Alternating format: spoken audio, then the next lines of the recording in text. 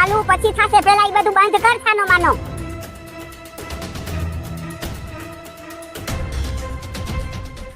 આમ વરહે આવીને મારે એક ને એક વાત પાછી રિપીટ કરવી પડે ને, ઈ મને નથી ગમતું હો. હાલ હવે સમજી જાય, જમીન આપી દે.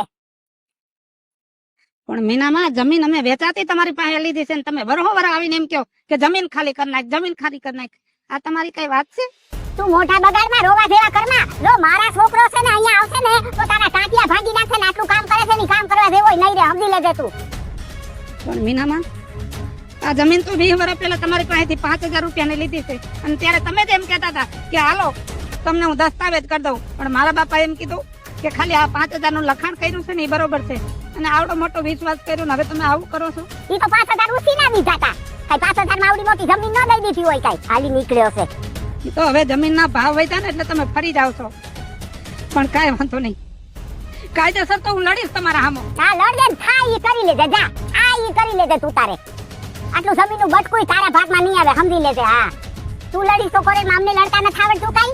હે એવી દબાવણી બતાવતો ને, ખોટે ખોટી ને મોઢું ફેરવી નાખી. જા કોકની જમીનનો ધણી થઈ ગયો છે મફતિયો તેમાં. હા ખાલી કરના છે જમીન, કહી દઉં છું. આ વાહ કુદરત વાહ, કેવડો મોટો વિશ્વાસ કર્યો તો.